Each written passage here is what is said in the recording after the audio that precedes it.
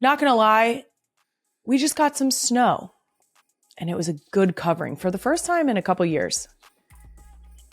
Nothing gets me excited about some winter weather like the prospect of a little kid in a snowsuit. There is something so captivating about them trying to walk while also not being able to move. Why is it so cute? Let's get this podcast started.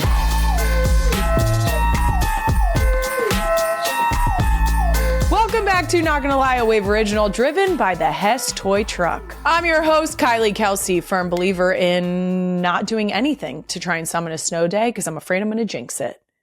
Yeah, that's right. I'm not wearing my PJs inside out, backwards, putting things under my pillow. It won't be me. Just gotta let the universe do its thing. My husband made me record a Christmas duet one time. Don't look it up. Do not look it up. It's a beautiful song written by a beautiful soul. Shout out to Beeve. Don't look it up. I'm so serious. Stop making that shit viral on TikTok. Cut it out. And I can't believe I'm currently recording our NGL season 1 finale. Beat you to it. I beat you to it. That's right. It's our last one of season 1. And for that reason, I'm definitely completely 100% on board with giving no. Queen Emma is rallying for a clean 75 because it's the finale. Let me tell you how we got to a clean 73. I feel like I've been beaten down. What Queen Emma did is she brought editor Brad in, and I can't say no to him. I'm not proud of myself right now, and we're going to move on before I change my mind. Season 2 starts in a few weeks, so don't worry, real ones. I'm not just going to ghost you guys and never show up again. Have you seen the Brittany Broski gif of her like, that? No, we're going to be back. Guys, we already have some guests lined up. I'm genuinely shocked anyone agrees to do the show, but we actually have people like on the other side of our break. That's crazy sauce. Coming up on today's season 1 finale, I'm going to get honest, but not too honest if you catch my drift, about Santa Claus. Then you guys know Spotify Wrapped. Well, we're doing an NGL Wrapped. And look at the wildest headlines that came out of season 1. That's so good. That's so good. Oh, I'm so glad we're raw dogging this episode. After that, it's an NGL full circle moment. And my animal nerd self can't believe it. I'm going to be joined right here by, yet again, another person I have no business talking to. As if his sister wasn't enough. By wildlife conservationist, Dancing with the Stars champion, and Bindy's brother. That's right, Robert Irwin. And I'm going to geek out so hard on animal stuff because when we were done talking to Bindy for a week minimum, I thought to myself, I should have asked her about that. I should have asked her about that animal question. Should talk to her about that animal thing. Should talk about it. So just buckle up. But before we get into any of that, a truly absurd edition of Places Kylie Has No Business Being. This week, I have absolutely no business, zero, none, being on a billboard in Times Square. I'm sorry, what? What happened? You said what now? Guys, what? Huh? Was this for real? This is AI. Not Gonna Lie was named one of Amazon Music's best new podcasts of the year. And they put us on a billboard in Times Square to celebrate. That's so dumb. That's a dumb sentence. That's silly, a silly sentence to say out loud. I did not ever think I would be on a billboard. Why the fuck would I be on a billboard, guys? That's a silly question. There's no reason for me to be on a billboard, including this list. What's important to recognize when you see lists like this is that this show would not go off without the incredible team that I have with Not Gonna Lie, although my face is on the billboard, which is silly because nobody wants to see that shit. It really is about the team that is with me and has helped me create what NGL has become. So, thank you to the Real Ones for tuning in. Thank you for supporting the work that everyone on our team here at NGL is doing. If any New York-based Real Ones see this up there in real life, tag us at NGL with Kylie. We'd love to see you posting with NGL. And more importantly, my ugly mug on a billboard. How about that? Now that was places Kylie has no business being, which leads us perfectly to my next segment, places Kylie has some business being. This week, I had some business being at Arrowhead Stadium to watch my brother-in-law's game with my family. The girls had not yet seen Uncle Trav play in Arrowhead Stadium. I did have to explain this to Wyatt and Ellie, that they saw Uncle Trav win a Super Bowl. That was exciting. After we came down from the sadness for dad, that was, the catch-22. We were sad for dad, super happy for Uncle Trav. But we actually got to go and see him play at Arrowhead, which is his home stadium and has been for his entire NFL career. So that was a really cool moment. It was also super exciting to get to see friends and family that were there, because the girls were so excited to get to watch a game with all of them. They are not that interested in football, to be quite honest with you. They actually yell at us anytime we try and put football on the TV, and only get on board after a little while of realizing that they can freely yell. Finnie slept for like an hour and a half there, so she's a real one. She actually slept through all of the screaming and cheering, which is hilarious to me. There were a couple people who were like, oh, that's power to her for sleeping. And I'm like, have you met her 3 older sisters? Do you know that this is actually exactly what our house sounds like on any given day at any given time? So she feels very at home here. I did see something this morning that someone mentioned that I was wearing Eagles gear. Wrong. Incorrect. I was not. I was wearing a new sweatshirt. So sorry. I blacked out for a second. I was not wearing Eagles gear, guys. I was wearing the other podcast sweatshirt, which a few of you noticed. For anyone who doesn't know, I cannot wear another team's logo, not in the NFL. I won't do it. I probably wouldn't do it for any of our other sports either. You're not going to catch me trying to be cool and wearing a New York Yankees hat. It's cool to wear your team. That does it for places Kylie has some business being. Moving on, let's get to Can I Be Honest? Brought to you by Amazon. Shop gifts for everyone. Since we're a week away from Christmas, I'm getting honest about Santa Claus. Not that honest, but I still recommend pausing if you're around tiny human ears. Did you kick them out? Are you hiding in the pantry? A closet? The bathroom? Okay. The girls are excited about Santa. They're very excited about Santa. They, I will say, she's getting a little skeptical. I think she is very much the type of child who puts enough thought into things where very soon I fear we will be posed the question, how does he do it? Which my answer is always going to be magic, because that's the only feasible answer. Now, I have not taken them to meet Santa, mostly because, let's be honest, I'm a germaphobe. Not me letting you into my anxious thoughts. I do think that the girls might not cry about sitting on Santa's lap or sitting next to him in his little sleigh chair. I don't think they would like it, but I don't think they would cry. Finnie would, for sure. Finn would cry immediately. She doesn't care for other people. It's really great for me. Jason has not yet dressed up as Santa for the girls. And I think we're past that. I think the minute Jason dresses up as Santa, Wyatt's going to be like, clocked. We can't risk it. Also, I'm not sure if anyone else does this, but this time of year, I will absolutely use Santa to my parenting advantage. Okay? This was so sad. Oh my God, this was so sad. I'll call Santa. Okay? Sometimes you need a direct line. Okay. I know Emmy's here and the song says Santa's always watching. Okay. He knows when you're sleeping, knows when you're awake. Little creepy, but he's watching. Okay. Sometimes you got to get the direct line. Okay. Sometimes you got to hotline that shit to Santa.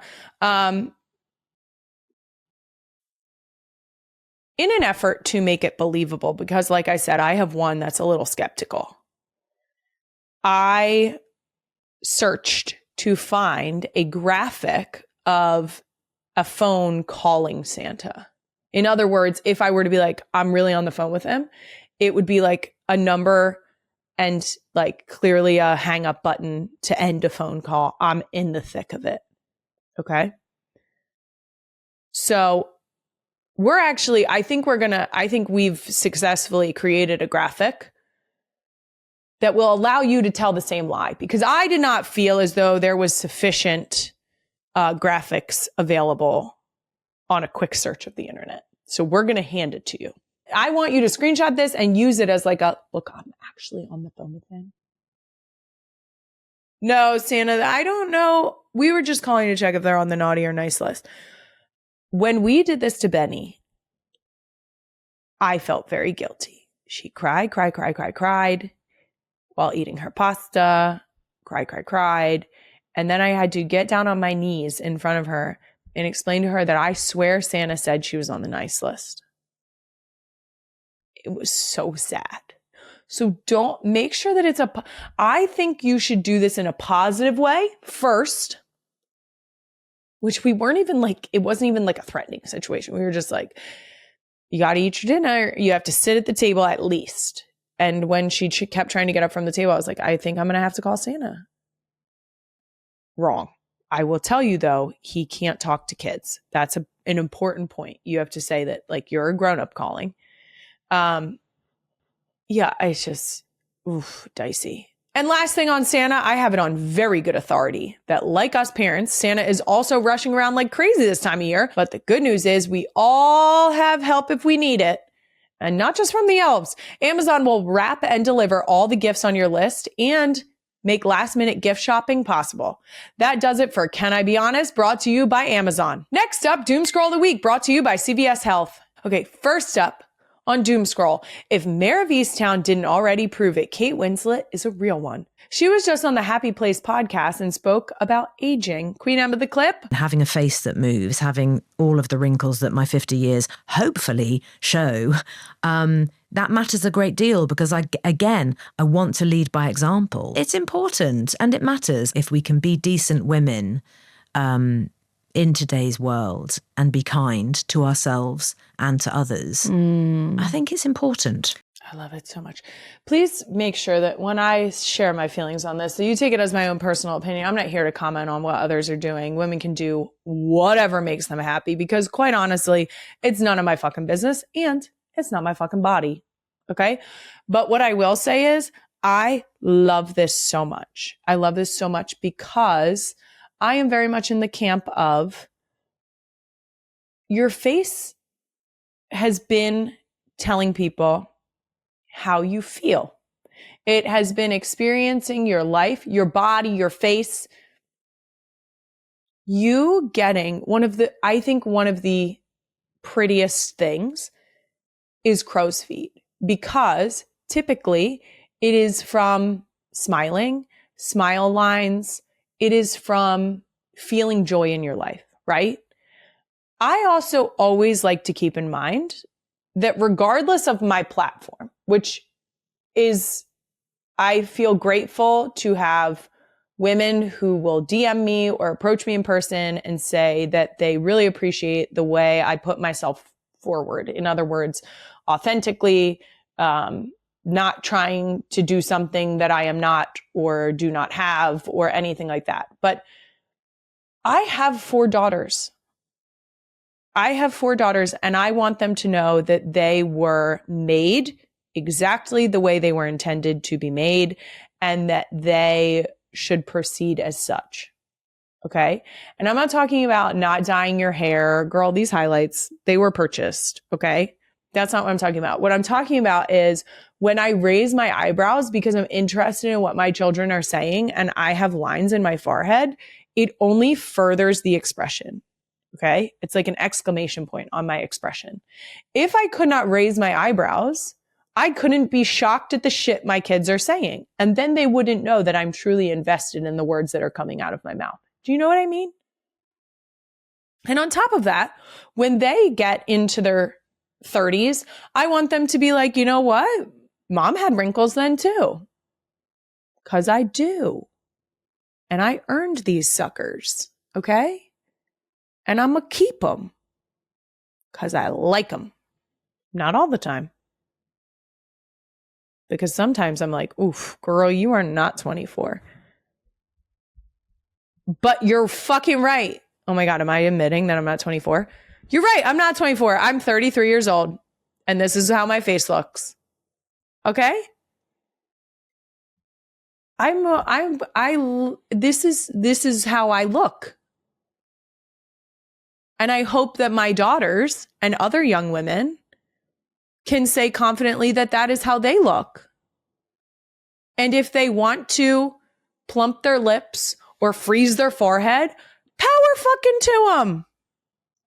But I would like more women to know that it doesn't have to be the new status quo. So, Kate Winslet, you nailed that.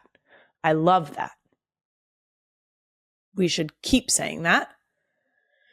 Next, I'm currently in the midst of weaning Finnie. So this TikTok really hit my feed at the right time. I swear to God, they know. It says cutting your breastfed baby off, and she runs to her daddy to tattle on you. Doesn't cut it. Daddy booby is what she's saying, in case you were wondering. You may have chocolate milk. This is what I'm going to tell you. I sent this video to Queen Emma, and I said, comments. Okay? Because at first, I was sad, right? I was sad. This baby's sad. But this is where it went. This is where it went a little sideways. And I, like always, booked it to the comments. Okay? The first comment that I saw was, we all saw the straw. We're all on Team Mom. Okay? For my audio listeners, the straw is crimped like a fucking piranha went at it. Okay? Like someone was just like a hydraulic press. Okay? Like someone hydraulic pressed the top of the straw. Okay? That shit is banana. It looks like it was steamrolled like a fucking fresh concrete. Okay? This thing is crimped so fucking hard. And you know what? For those of you that have not arrived at the destination, that could have been Mom's nipple. Okay? I would have cut her off too. Now, weaning is not going great because it's not going, but Finn's about to cut a tooth. Okay? And as selfish as this may sound, that's where I draw the line. Aggressively. That's aggressively where I draw the line. That's where I've drawn the line for all of my other children. I've never breastfed a child past them getting teeth. Full disclosure, because I think that this, again, is something that people typically don't talk about because it can be a conscious choice. I typically have breastfed our girls anywhere between 7 and 8 months. I think the longest that I've gone for any other child has been maybe a hair past 8 months. Right now with Finnie, this is the longest I have done it. Because it will take me at least a couple weeks to fully wean her. And right now we're right at the threshold of where I think I ended with Ellie. But just to be clear, this is my choice. And it might not be the choice that other people make. And I would like to say, because I think it's important to say this, I am very fortunate to have been able to breastfeed because I know that that's not always everyone's journey. Some people who want to cannot. So it's important to recognize that. My girls have switched to formula. And guess what? I have a 6-year-old who is learning to read, who can write. She's thriving. So, anyone who has an opinion about how I choose to go about my breastfeeding journey, and therefore my formula fed journey, you can kindly get fucked. You knew it was coming. And also, fed is best. Let me say it one more time for emphasis. Fed is best. Best being the best that it can be. Like the SpongeBob imagination. Ready? We'll do fed is best and get fucked. Anyway, that's it for Doomscroll of the Week, brought to you by CVS Health. Robert Irwin is coming up, but first we have one more segment in honor of our finale we're calling NGL Wrapped. It's like Spotify Wrapped, but NGL. Clever stuff, Queen Emma. Fucking. Our first annual NGL Wrapped is brought to you by Liquid IV. Tear Poor, Live More. We're going to reflect on our first season and check out some of the best highlights from our official NGL Wrapped report that Queen Emma definitely didn't just completely make up herself. I mean, she did. Starting with the first slide, Queen Emma, what do we have? You said go birds 62,000 times this season. 5,000 times in the Hannah Binder episode alone. That number actually feels wildly accurate. So yes, I will make it 6,207, apparently. Go birds. Fuck it, let's do 8. Go birds! All right, next wrap slide here. This season, your name appeared in 67 headlines. That makes sense. It feels right. 6, 7. I didn't even, that's how you know I don't have kids in middle school. Here are the top 5 dumbest headlines that came out this year. Number 1, Kylie Kelsey said she accidentally picked up a literal turd. That's a quote, literal turd with her bare hands. Oh, another direct quote. I raw dogged it. Someone wrote that as a headline. Are you fucking kidding me? Number 2, Kylie Kelsey says she wears a sports bra every day after being named, quote, president of the, quote, itty bitty titty committee. I said what the fuck I said. Guess what? Bra, sports bra. This is a sports bra. Look, that was suspicious. It's a sports bra. And the titties are still itty bitty. Even while I'm breastfeeding. Thank you. Number 3, Michelle Obama had Kylie. Oh no. Michelle Obama had Kylie Kelsey wiping her, quote, upper lip sweat multiple times. Why do they have to keep quoting me? Really, it feels personal. Feels personal when you quote me. I said it before and I'll say it until the end of time. I was so sweaty. Interviewing Michelle Obama.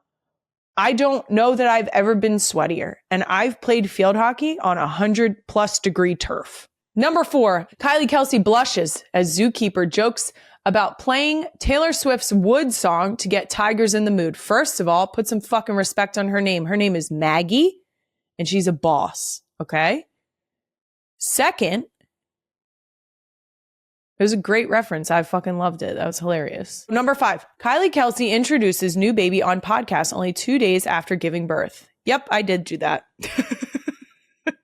Next slide. Congratulations, you came up with a new catchphrase. Suck my ass. Oh God, such a good catchphrase. It's so good. Here are 5 things you said could suck or kiss your ass this season. Number 1, skinny jeans. Yeah, they can kiss my ass. 2, haunted hay rides. Yep, those can kiss my ass. 3, Dallas. Suck my ass. 4, Gen Alpha. The fact that we have 21-year-olds that were born in the 2000s. There are people who can legally drink that were born in the 2000s. And I'm not talking like just 21-year-olds. There are 20-somethings that were born in the 2000s. And that can get fucked. Number 5, baby name critics. Yeah, you guys can all get fucked. How about that? Keep it swiping, Queen Emma. What's next? Let's see. You spoke to 45 people you have no business speaking to. That is correct. 1 person you're married to and 1 person who is your husband's mom. That's accurate. By the way, one of those 45 people I had no business speaking to was Caleb Heron. And his podcast, So True, is now officially a Wave series.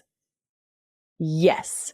Welcome to Wave, Caleb. Real Ones, make sure you check out So True. And just so you know, stay tuned.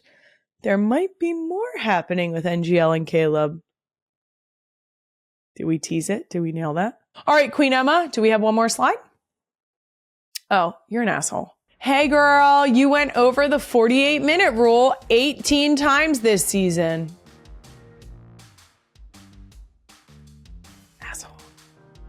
Wow, sounds like season 2 should have a cool 60 baseline so that you can then work your way over 60 minutes on a regular basis. What do you think this is? The other podcast? Get the fuck out of here.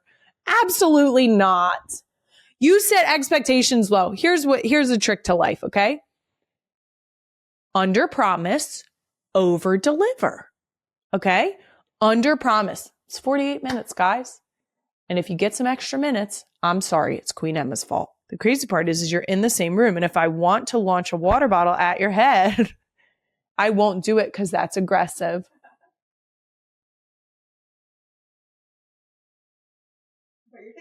I'm trying to see if there's anything that does that will not injure you. Oh, yep. Here we go.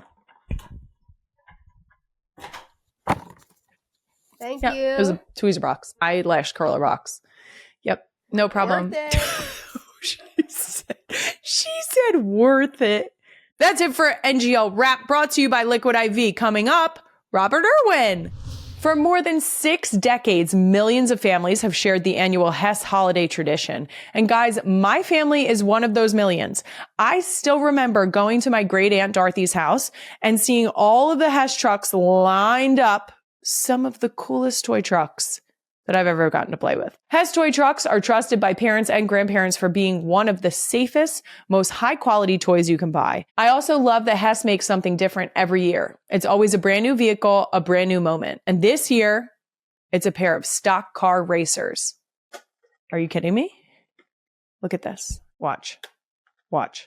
Oh, look at it lighting up. Watch. That's not even the most exciting part.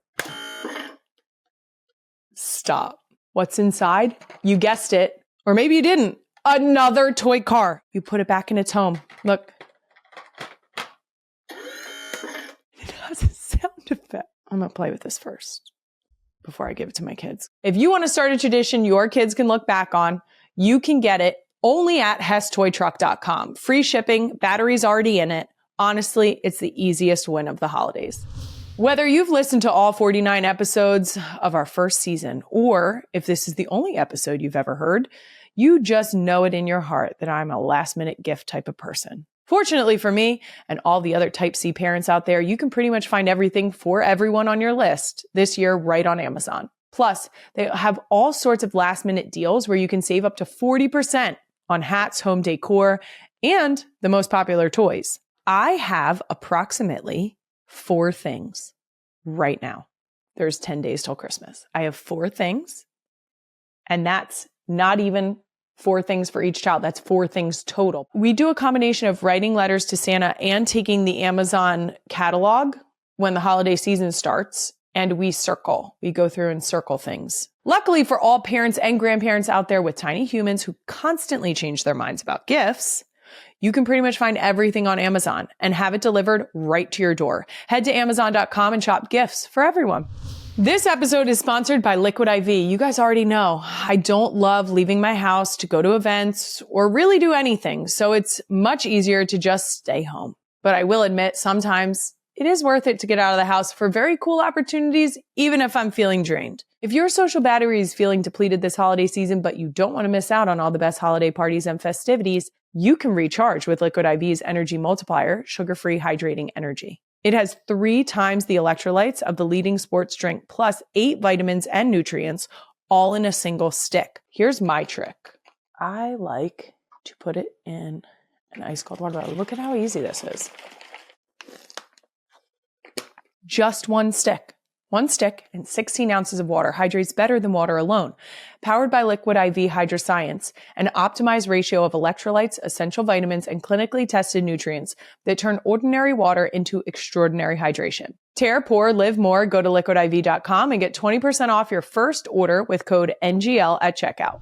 He's a world-renowned wildlife conservationist, zookeeper at Australia Zoo, award-winning nature photographer, famous feeder of crocodiles, a wildlife warrior, and the newest Dancing with the Stars champion. He's also Bindi's brother, Terry and Steve's son, Grace's Funcle, and now he's officially not gonna lie. Robert Irwin, welcome to the show. This is like the best intro in history. Oh my gosh, I love this. We had to make sure you got your Funcle credit in there. That's the most important thing. We love At the end of the Funkles around day, here. I am a Funcle through and through, and a proud one at that. Oh my gosh. How are you? It's so good to talk to you. I am so excited. We had the chance to speak to Bindi earlier this year, which was one of my favorite interviews. It was a full circle moment, having watched your dad and all of that for a long time. Thank you. And how excited I am also about animal conservation and making sure that everyone knows that your connection to the earth and animals is something that is truly beautiful and important. But speaking of Bindi, she actually sent me and my whole family our own custom Australia Zoo shirts. So Bindi told me that that we should always wear khaki. And so yes. I'm just gonna make sure that we have this represented here. No way. See, I'm ready to come to Australia. I feel bare without mine. I don't. You look more like an Irwin than I do at this point. This is amazing. I'll represent us. Here we go. I love it. You can be an honorary Irwin family member anytime. Thank you so much. And I'm sure Bindi told you. Are you kidding me? It's not just a color; it's an attitude. It is. She did tell me that. Mm-hmm. And you are repping it very well. Bindi's not going to lie was that she thought we should just get to wear khaki everywhere, that we shouldn't have to dress up, that khaki is dressed up enough. And I said, I'm in.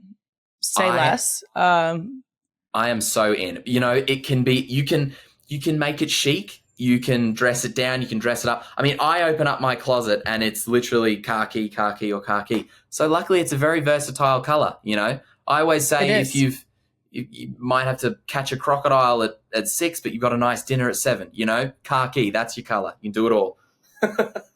That really suits you.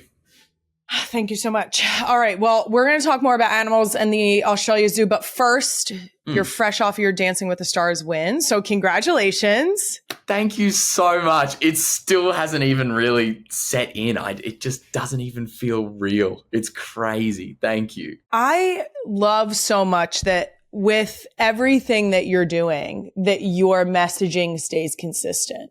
And that you've taken the opportunity within your Dancing with the Stars opportunity and other opportunities that you've had to discuss animal conservation and make sure that people know that that is at the forefront of everything that you do. How have you been able to continue to discuss that, especially now that you're a Mirrorball trophy winner? First of all, thank you so much for saying that, you know, because I feel like no matter what I do, whether I'm in my khaki uniform like you are right now, or if I am in the sequins of Dancing with the Stars, my heart always beats khaki. You know, it always beats that Irwin spirit. And I never thought that I would be able to bring my message and what I stand for, which is wildlife conservation, to the world through a dancing show. But my sister was really the inspiration for me. I watched her. I still remember 11 years old. I was in the audience in that ballroom watching her just lighting it up and sharing this beautiful sense of authentic passion. And I just went, wow, one day I want to follow in those footsteps. And to have that chance was everything to me. I never in my wildest dreams thought I'd make it to the end. No way. Like, I was in absolute shock every week. My bags were packed. I was ready to go every week. And I realized not only am I representing wildlife conservation, but also I'm creating my own kind of legacy. My life has been about continuing the legacy of my mum and dad and my whole family. But through this, I got to really, I guess, tap into a more kind of vulnerable side and tell stories that were a little more challenging. But I hope I kind of got to put a little bit of positivity and passion into that ballroom. Now, was it like a cheat code to have Bindi there cheering you on and also having won it herself? Yeah, well, that's the thing, because like her advice, she's amazing. You've talked to her. You know what she's like. She is so sweet and so kind, but then like she's got this old soul and this real wisdom about her. It's amazing. So when I first decided to do this, Dancing with the Stars went, do you want to be on this season? And I just was like, yes, let's go. And then I kind of thought, hang on a minute. I might have been a little hasty. Like, I have no idea what to do. Like, what the heck did I just sign up for? And I'm talking to Vinny. I'm like, what? I don't know how to dance. I don't know what. And when we found out that I'd be partnered with Whitney, she was like, listen, Whitney Carson is the greatest. You don't have to worry about the dancing thing. She'll be an amazing teacher. You got this. But the best advice that she gave to me was to just let go and lean in. Like, that was it. She said, this experience will change your life. And every time when rehearsals, after 12 hours a day and you're sore and you're just giving it everything, she just said, remember why you're here. Remember what you represent. Remember that passion you have. Remember everything that you're about. And remember that this experience is supposed to be hard. It's supposed to be a challenge. And I just went, all right, I just got to let go and lean into this absolute hurricane. Now, there were so many emotional moments in the show. I saw them all over my TikTok feed, including the dance you dedicated. Yes, but including the dance you dedicated to your dad, where Bindi joins at the end. I can't watch this one. We were gonna queue it up for you, but I can't do it. I do. I know. I mean, it just hits you right in the feels. You could feel the emotion, and it was such a beautiful tribute. But I do want to ask, did you have a favorite dance that you did this season? That is such a hard question. And that one, it's like they're all my little children. Like, I love them, everyone. I love them all. And they're all like the culmination of so many months of all of this time and energy. But, I think there's that one that I dedicated to my dad and to my sister was beautiful. And then I also did another dance. It's just the first one that springs to my mind because it felt there was like so much gravity and weight on this dance, which was a dedication that I did to my mum. It was dedication week, and they said, who do you want to dedicate a dance to? And I dedicated it to my mum because I felt like she really is the guiding force behind everything that we do. And she's been the glue to hold us together through the most challenging times in our life, particularly when my dad passed. And we did a contemporary dance to You'll Be in My Heart by Phil Collins, from the Tarzan soundtrack, which I cry at that song just listening to it at the best of times. But don't we all? Oh my gosh.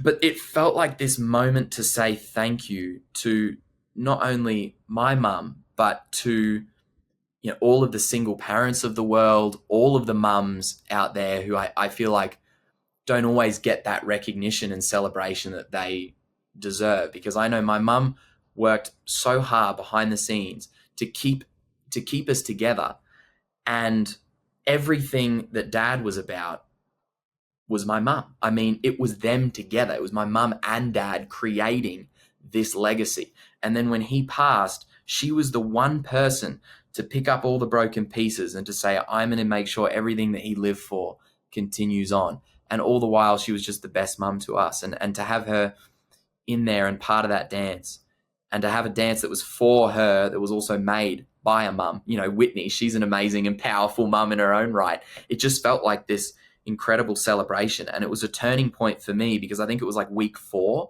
And it was the first dance where I was so overcome with just so much emotion that I just kind of let go of the moves and just let my body just sort of do what it felt was right. That dance was just everything to me.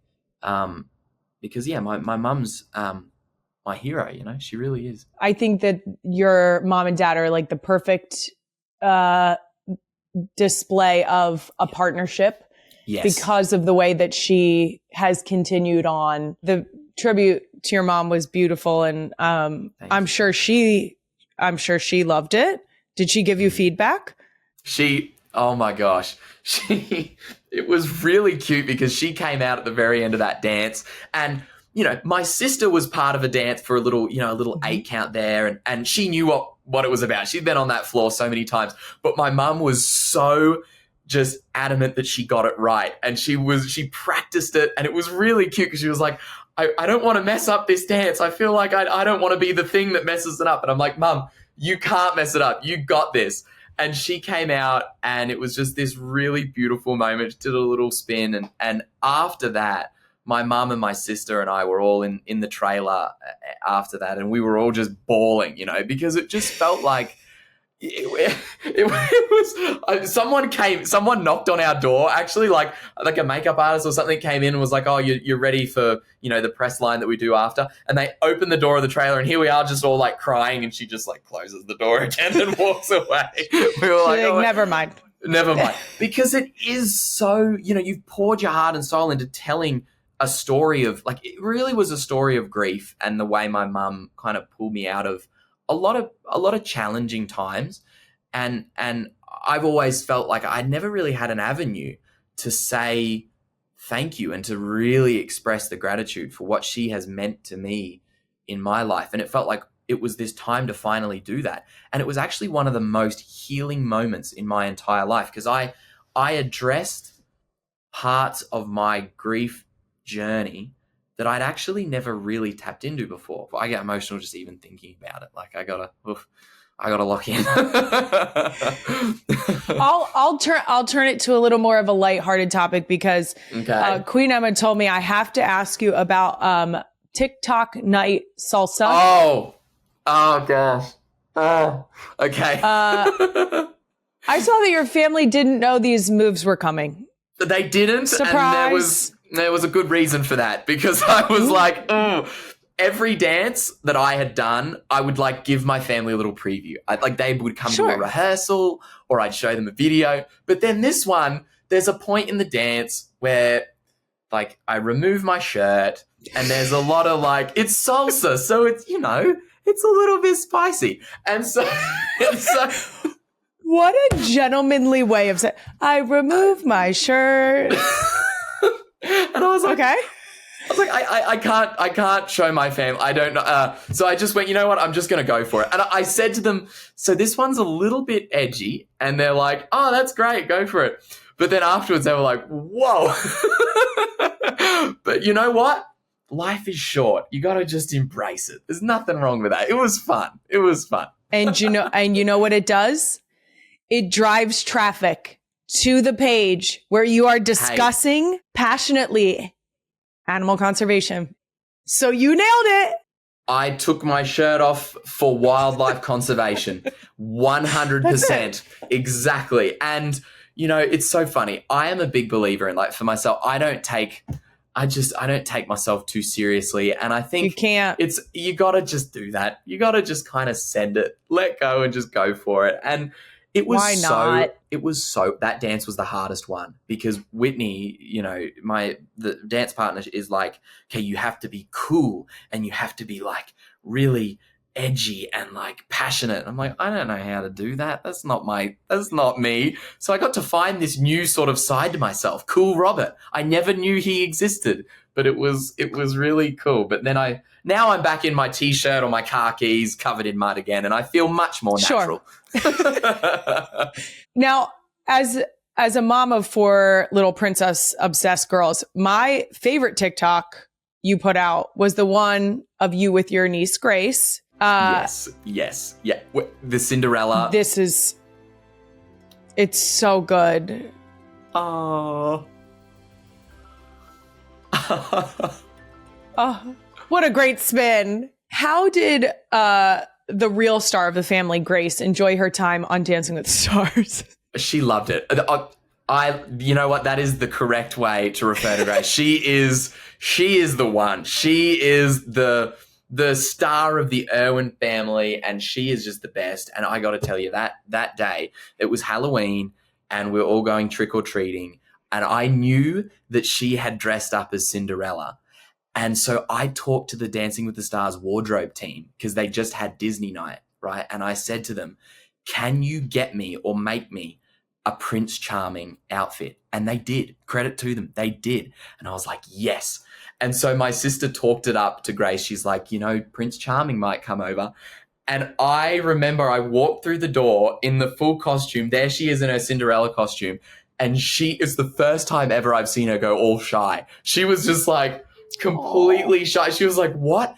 And she says to me, she's like, oh my gosh, Uncle Robert, you're Prince Charming. She was like, you've been Prince Charming this whole time? And I thought it was the cutest thing. And she's like, wait, it's been you the whole time? That's crazy.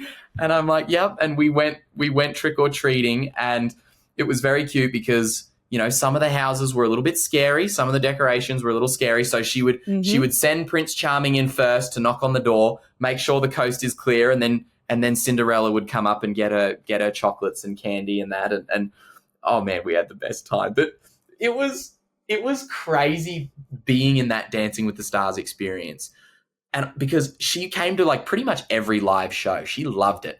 And I would finish a dance, I'd look into the audience, and there she is, just wide-eyed, just looking, going, oh my gosh. And you just see her just light up in this room. And I just thought, that was me. When I watched my sister do the show, I was a little kid just in awe of this whole experience. And then I got to take that experience, and now I'm watching her doing the same thing. And I'm like, season 50, she's in there. Like, she's going to be. I was just going to say, like, let's go 3 for 3. Let's go 3 for 3. We need another Irwin on the floor. Right? Oh, that would be so good.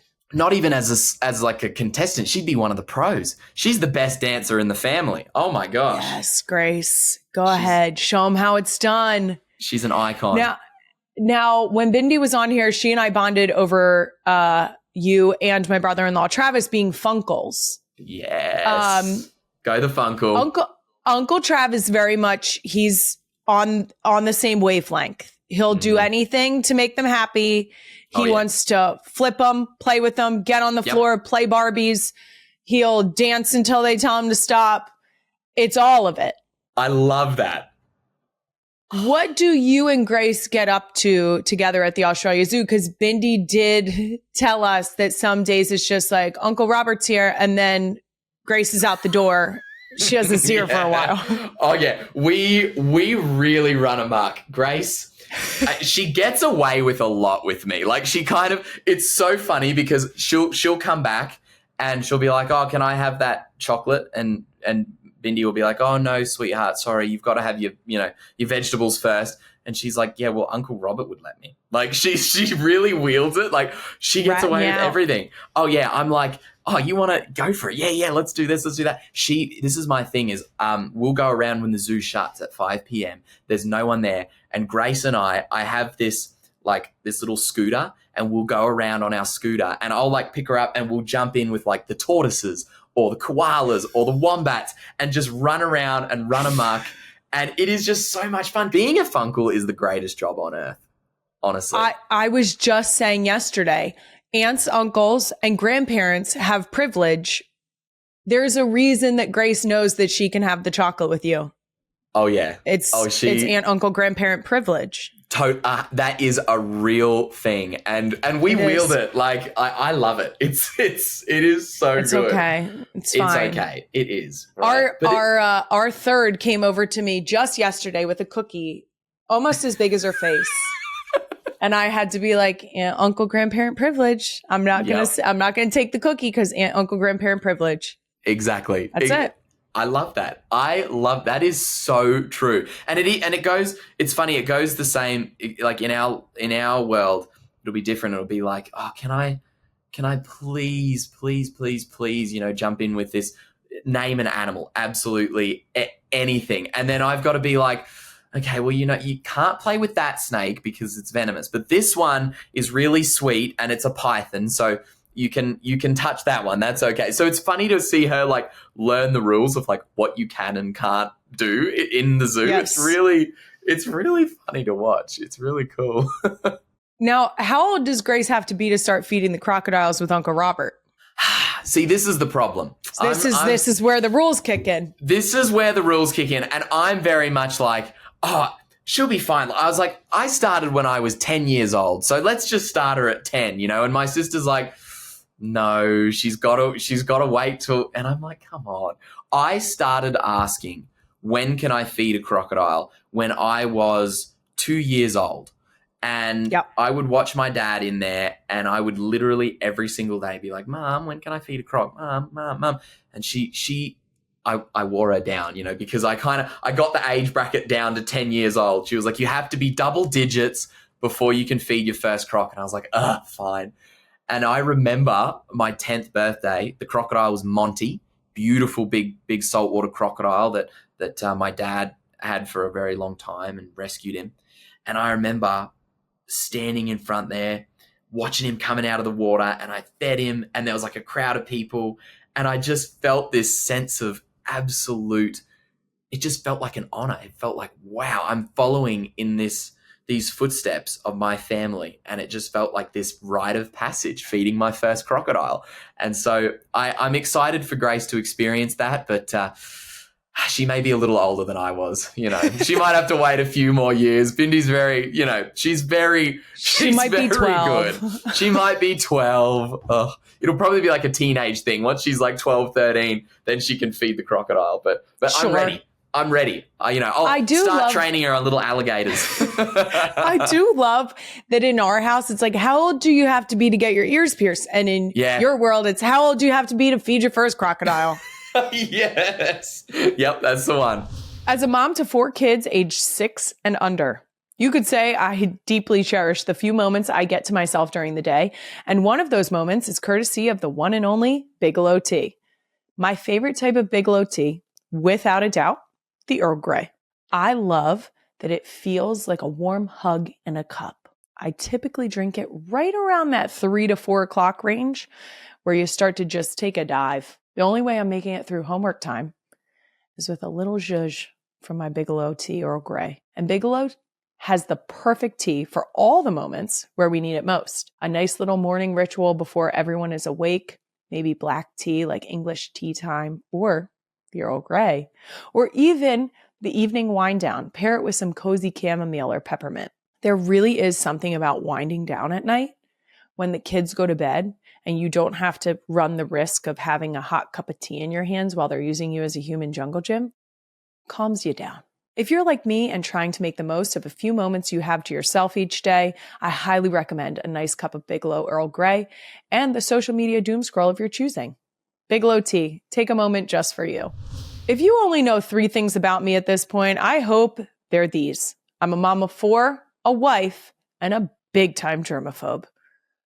Honestly, I wash my hands until they're cracked. Right now, actually, they're looking pretty good. Luckily, CVS always has me covered with everything I need to limit the amount of germs my kiddos bring into the house, which basically means I'm constantly stocking up on hand sanitizer, hand soap, and disinfecting wipes on the CVS Health app. The CVS Health app lets you refill, track, and manage your prescription needs anytime. Where we go to the shore, there is one pharmacy on the island, and you guessed it, it's CVS. They are so great about transferring prescriptions when you forget something.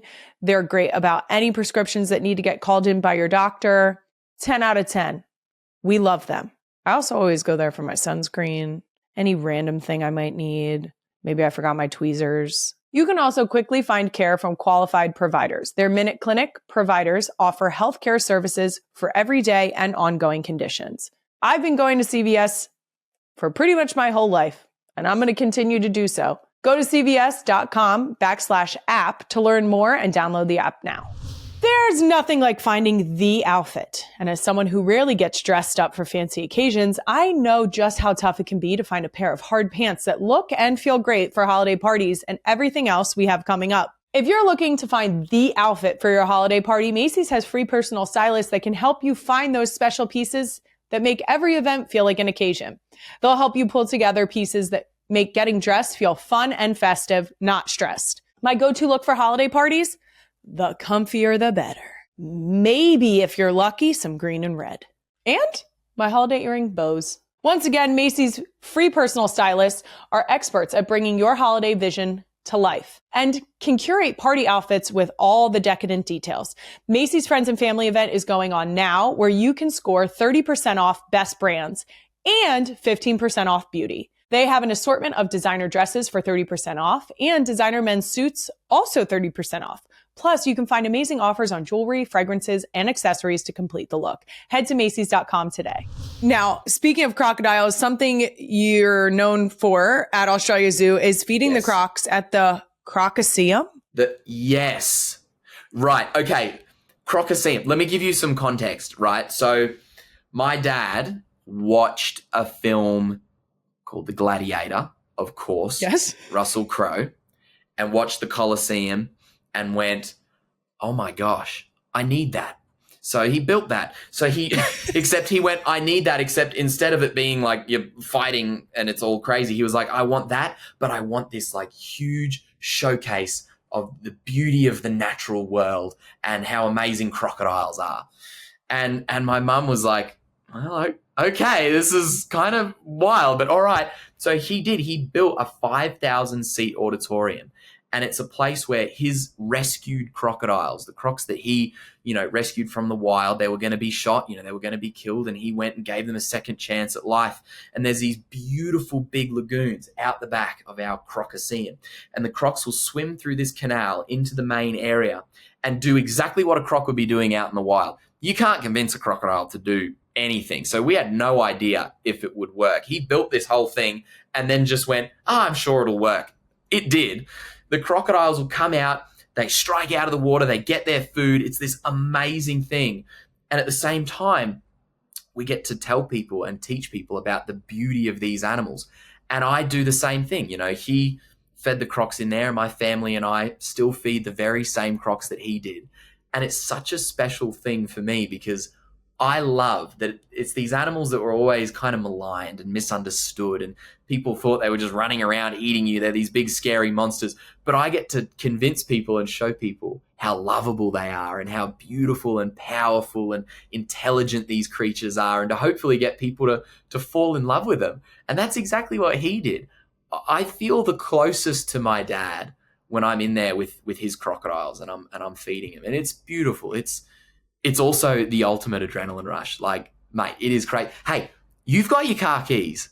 I reckon if you come to Australia, will you let me slap the water? I reckon I'll get you to feed a croc, mate. I'll put you in there. What do you reckon?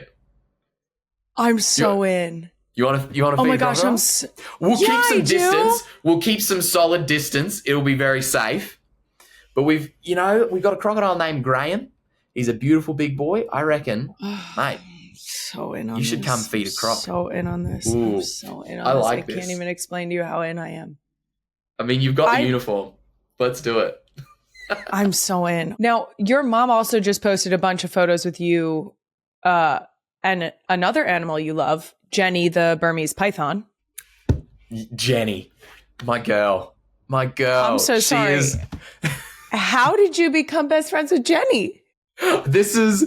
So Jenny is one of these animals. I love that you know about Jenny. This is great. Okay, so Jenny is one of these animals where I've grown up with her. You know how we're talking about our dogs and how you grow up with the family pets. That was Jenny for me. So as I got super taller, casual.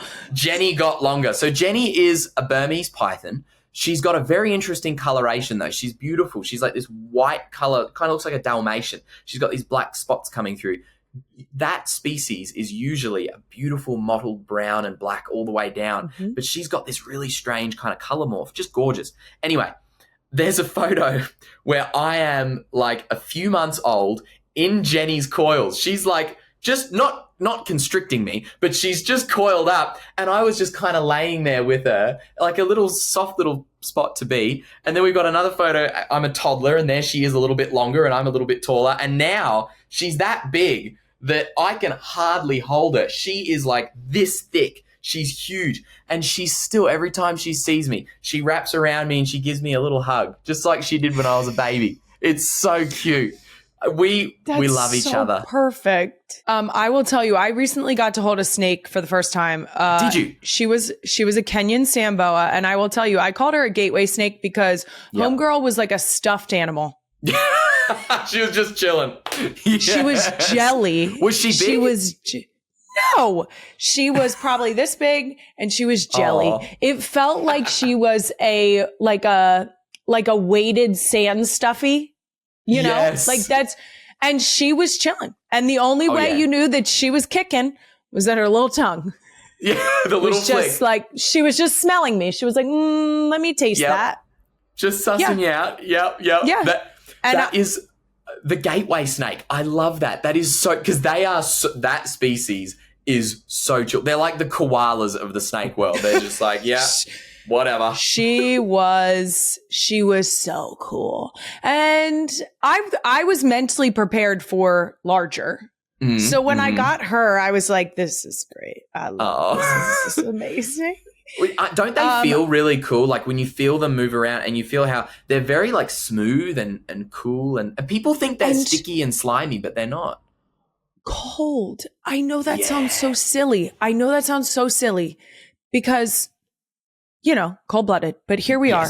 My brain was like, that's so much colder than I thought she was going to be.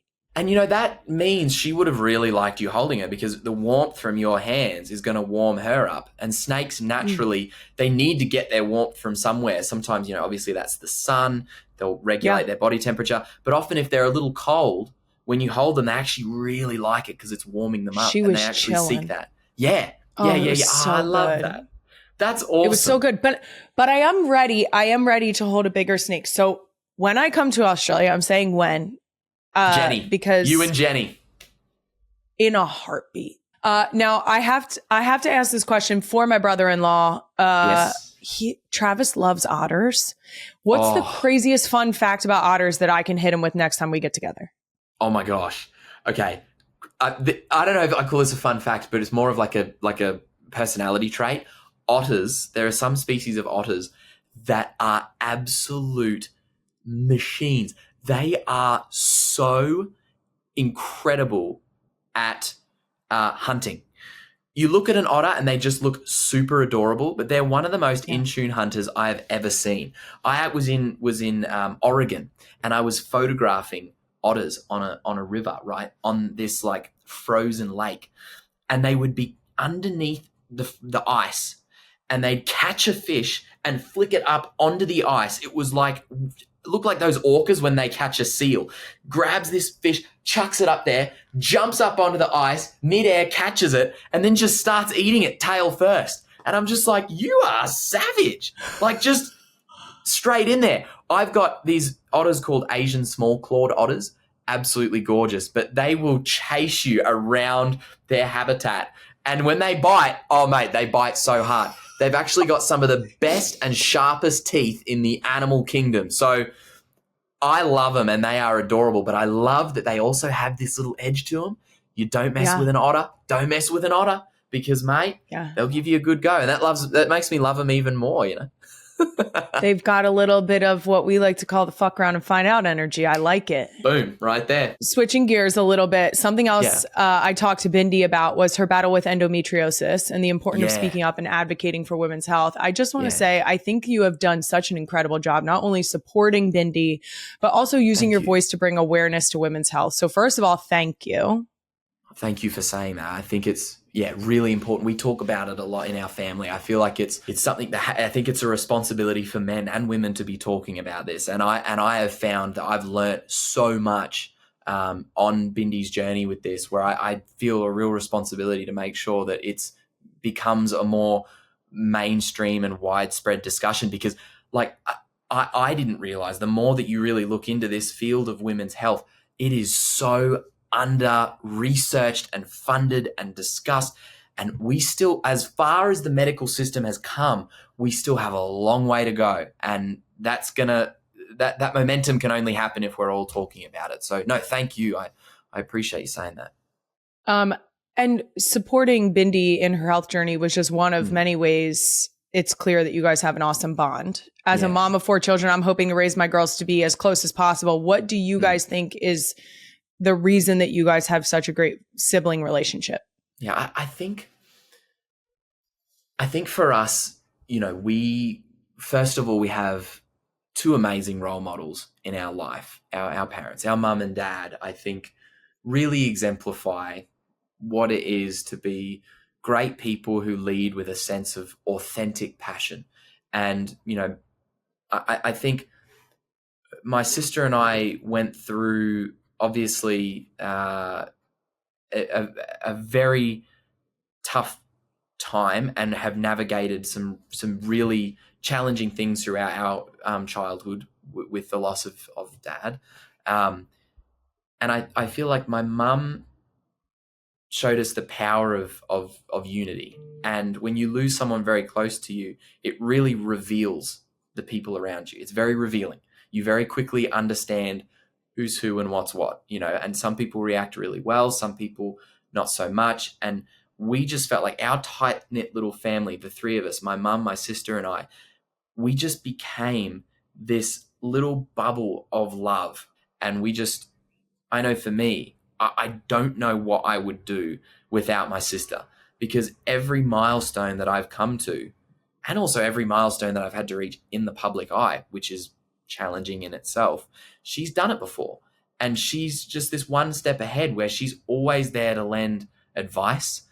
And she is truly one of my greatest inspirations. But I think, it is my mum that's kept us so close. And I think through life's ups and downs, and particularly the downs, I feel like it's just brought us so incredibly close. But I think it's also, you got to have a really great sense of humor and fun. And like when we travel together, we genuinely enjoy it. Like I love traveling with my family. I love when we're together as a unit and we're all working towards the same goal. I mean, our life is about this legacy and this message that is greater than ourselves. And that has always felt like such a privilege to do that. But I admire my sister too, because her message now is not just wildlife conservation, but it's also an incredible advocate for women's health. She is amazing. What she went through with endo was very challenging, very confronting, because we're so incredibly close. And I watched her on this decline for so many years. And the worst part of it was the fact that she had no answers. Her body was declining and declining and declining. And every single time she would be trying so desperately to get help, it was just a brick wall. She was just hitting brick walls. And it was incredibly frustrating. But when she got that help, not only did she go through all of this to help herself, but she used that story to help other women. Whatever she's doing, whatever she goes through, I'm like right here to make sure I can back her up. And I know that it would be the same for me. She's got my back. And it's just this sense of, hey, I'm in your corner and I've got you. And yeah, that's a powerful thing. Having Bindi Irwin in your corner is like, you feel Game like changer. you could just climb Mount Everest. Seriously. Like she is the GOAT. And I know after she had her chat with you, you've got her and you've got us in your corner always, mate. 100%. Oh, well, I very much appreciate that. You got us on your side. It is an absolute honor to speak to both of you. I will say my last question for you is something that I also asked Bindi. Yeah. What is the easiest way for people at home to support wildlife conservation? Oh, I love this. And this, because people see wildlife conservation so often as this huge, insurmountable thing. I mean, how do I save the world when I'm one person? The first thing I say is, which again, my sister says so eloquently, believe in your own strength to change the world. You have to, first and foremost, you got to unite. We all need to unite together and realize our own power to make a difference. And it starts very small. I think if you are an adult and you've got kids in your life, I think probably the most important thing is instilling a sense of passion and responsibility for the natural world within the young people in your life, because our next generation, they're going to be the ones that are going to save this world 100%. And start volunteering. Volunteer. Get out there and just start pursuing that passion. And slowly but surely, you'll inspire people and you'll snowball that. So to make a short story long, there you go. And do you notice what happens? See how my light just went off? I'm saving power by conserving my... By conserving power, I just turned my light off. And that's another thing that you can do at home. Boom. Nailed it. Thank you. I meant for that to happen. I cannot thank you enough for chatting today. Congratulations on your recent win. You can check out Wildlife Warriors and all the incredible work Robert and the entire Irwin family is doing. You can also go to wildlifewarriors.org to donate. Thank you so much. This has been incredible. Honestly, it's just been amazing. But my sister just spoke so incredibly highly of you and thinks the world of you. So do I. We appreciate you so much. And honestly, it is 100% genuine. When you come to Australia, we're feeding a croc, we're meeting a koala and a wombat. It's all happening. And this is going to be too much. Mate, it's going to happen. You're the best. Thank you. Thank you so much. I cannot tell you how much I appreciate it. And I will tell you, my parents, after I got to talk to Bindi, were like, I'm so proud of you for not crying. Oh, that is really sweet. Because they know kids used to come home from school and put on MTV, watch like TRL, Countdown, all that stuff. I was in there. It was channel 41. Yep. I was in there. It was me and Animal Planet. I love that every so single much. day. Oh, I love that so much. I feel very, very privileged to get to speak to you and Bindi. And I'm so grateful that you came on as our season finale, because I feel like it was the perfect timing coming off of your big win. And I'm so excited to continue the conversation of Wildlife Warriors and making sure that people know the mission and know how to support. Thank you so much. Thank you for being a wildlife warrior yourself. Always. Thank you. Always. Let's go. In my khaki. And that's a wrap on this episode and this first season of Not Gonna Lie.